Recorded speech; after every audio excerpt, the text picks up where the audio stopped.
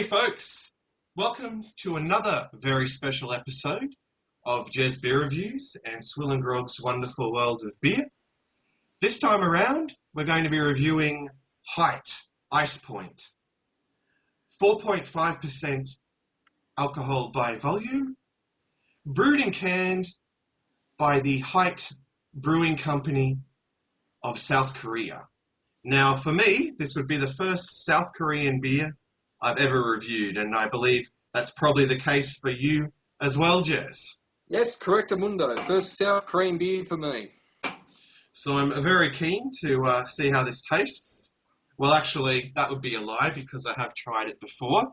It's a beer that I've had a few times, mostly at Korean restaurants around Brisbane, where I've either had it on tap or in bottles, but never before in a can. So when I did actually find this in a bottle shop in cans, believe it or not, I jumped at the chance and bought a carton of it. I thought, what the hell, it's decent. So anyway, I think it's probably high time that we got stuck into this and made an assessment of it. Now, I see on the can that it actually is made by the Ice Point filtration system and has a clean and pure taste. So, I think that's something that they probably poured a lot of time and effort into over there in South Korea. Yeah, an Ice Point filtration system. So, anyway, enough babbling. Let's see how it tastes, folks. All right, so let's crack this lovely 355ml can open and give it a pour. I will also say thank you, Swill and Grog, for sending me a can to review with you, mate. Muchly appreciated. That's no trouble at all, mate. I wanted you to enjoy it as well and be with me here to make an assessment of it. So I'm going to pour it out into what was once a nicely chilled Pilsner glass. Okay. So again, not really giving it a very aggressive pour, but I'm getting quite a good head on it. Okay. All right. That's Okay. definitely a better head than the last one. You definitely got a better head than the Select 55 by Budweiser. Yeah. All right. Well, what I'm getting here is, a very, a beer that has a very, very clear, light, golden yellow color. I'm seeing like a lot of carbonation right there. Yeah. Oh, yeah, you've got really heaps there. Yeah, mine's a little bit. I was a bit more aggressive. I did just because this is a bigger glass, I can get away just pouring it straight down the middle. But mine's a little bit not so much. But you got a lot more carbonation than mine. Yeah, mine is it's kind of like easing off a bit now. But when I poured it, it was very effervescent. Saying that, I can see little bits of like grain husk or something in this beer too. Yeah, if you look close enough at it, there is a bit of sort of particulate matter there. Yeah, in the beer. There you go. Jay always talks about that. Jay from News and Beer Reviews. And just with this light, which is there very bright, I can really see it in there. But that's pretty interesting. But it looks pretty good. Nice colour, doesn't it? It's a nice golden appearance. It definitely looks very inviting, yeah. Yeah, the head's sticking around. It's like going down to, barely one finger, but it's there to stay, I think. Yeah, well, mine dissipated quite a bit. I mean, I had a good 3 fingers or more, but yeah, it's sort of staying there about half a finger, like yours pretty much. Yeah. Anyway, let me just get the remainder of the can into the glass here. Okay. All right, well, we've talked about the appearance, which is, quite an attractive one. So let's move on to the aroma.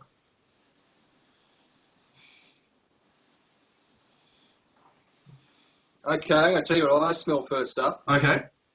It reminds me of something like a Miller Genuine Draft. Yeah? Because, the filtration, that's got the whole filtered aroma. It actually does kind of have that aroma. Yeah, you're right. Miller, because I actually had a Miller Genuine Draft last night when I was bowling, and that's what it kind of reminds me of. It's probably a similar type, filtration system. I'm thinking that they're probably like using.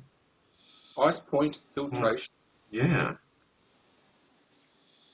All right. Well, I'm getting there's certainly some sweet sort of grain there, but I'm smelling a bit of a hop presence as well.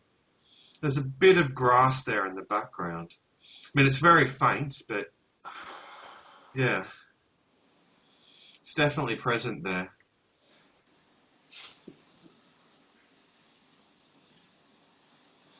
Yeah, it smells got that beer smell to it. Yeah, it's nice to actually be smelling that beer smell again after the Budweiser Select 55. That's it. Or the Select 55 by Budweiser, I mean to say. All right. Anyway, I think it's time for the taste test, Jez. So cheers to you, Jez, and a huge cheers to our audience out there. Let's dive in. Cheers, all.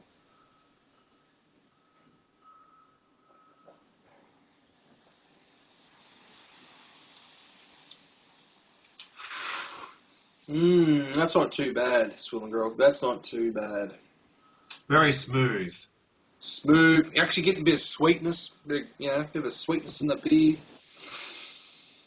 Not bad at all. Yeah, I think it's definitely got, that nice kind of, sweet grain, taste up front. You're getting a nice hit of malt there. It's got a bit of a hop bite. Nothing to write home about, but, it's certainly one that, lets it balance out nicely, in the palate. It's got a nice dry finish. I kind of get like a residual sort of taste of, it's very subtle, but a very residual sort of taste in the palate of green apple and lime. It's very subtle. Do you pick that up? There is something there. I can't put my finger on it. But I do agree that there is something there like the green apple, lime. Yeah, there's something that it sort of really gives it its own sort of distinctive taste, Something that's going to be able to let you distinguish it from other beers and say, that's high. Yeah. It's definitely got like I say, it's a bit like that Michelob. It's got its own little stamp on the beer. It's got its own little flavour, but it's a very good, I'm telling you now, it's a very good beer. And I don't need to tell you that, but the audience out there, whoever's watching this, it's quite an enjoyable Asian, probably one of the best Asian lagers I've ever had, to be honest with you. Yeah, it's definitely up there. It's a very solid lager, without a doubt. Now, reminds me a bit like a little bit like Michelob. We had Michelob the other week. Yeah, it's got a similar taste profile. Yeah, kind of like you say, the smooth. It's like a smooth beer. It's definitely got that smoothness. It's hard to kind of really, pinpoint what is it that gives it that kind of smoothness. Is it just it's got the right amount of carbonation, like the right kind of viscosity? Yeah. Is it just like a good sort of balance of flavors?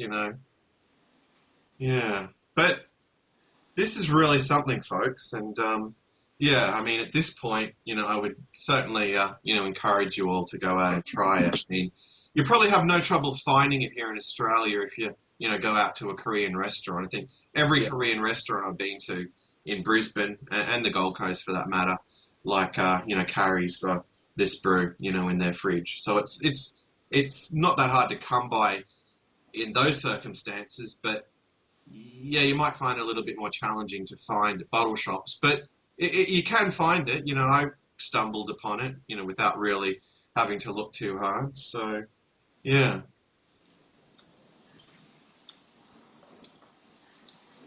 It's definitely, it's not as rough as Miller Genuine Draft. Yeah, Miller Genuine Draft's supposed to be smooth. It is a lot smoother than Miller Genuine Draft, I reckon. My own opinion. What would you say in terms of its drinkability and sessionability?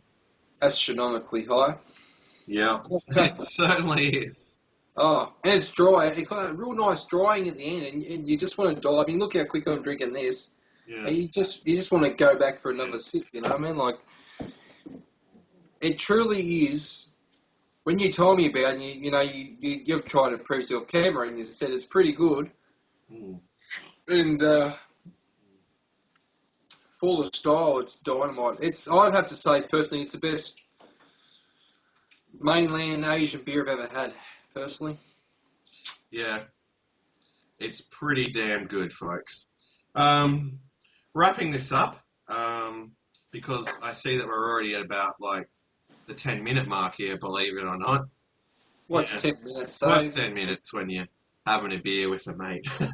But anyway, yeah, we certainly talked a lot about its merits, and yeah, I don't really think, I mean, it really there's any real downside to it. I mean, here in Australia, it's even quite reasonably priced, so that's really good to see. The only downside maybe is that it might just be a little bit hard to find, but not that, I don't think you're really going to find it that challenging. Yeah, I mean, like I said, I just happened to stumble upon it, so it's certainly out there. So, yeah, give it a go, folks, because, yeah, I think you're going to be really impressed. Anyway, let's have a final gulp and give this a score out of 10.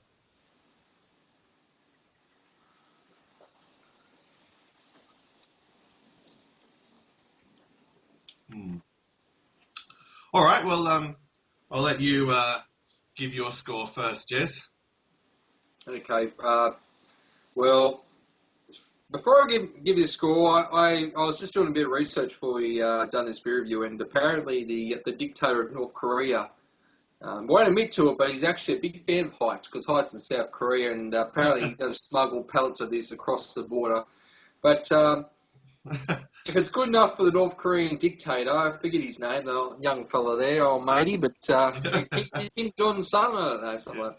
Anyway, if he likes it, it's good enough for me, and I will give this a score for me. Hey, I'll give it an A for me. That's outstanding. Yeah, it certainly is, and look, I think you're not going to be surprised, folks, but yeah, I think this is a definite 10 out of 10 brew. It's probably, yeah, like Jess says, it probably is like the best Asian lager out there. I think it's even just a little bit better than Asahi, believe it or not. Yeah, just by a very narrow margin, but yeah. It's better than the Asahi we get here in Australia. Well, it's definitely better than the Thai. Version, the Thai Asahi, and it's just probably this much better than the Japanese Asahi. Yeah, it's just by a very narrow margin. It's just a little bit better. But anyway, it's a solid 10 out of 10, like lager, folks. So yeah, I mean, it's definitely something that's going to hit the spot, particularly in Australia at this time of year. Oh, most certainly. Yeah. Anyway, it was a real pleasure, doing this review, Jez, because this is top brew. So, yeah. Anyway, to you, the audience, thanks for joining us, and hopefully we'll be doing another Skype collaboration soon. So, until next time, fare thee well, all.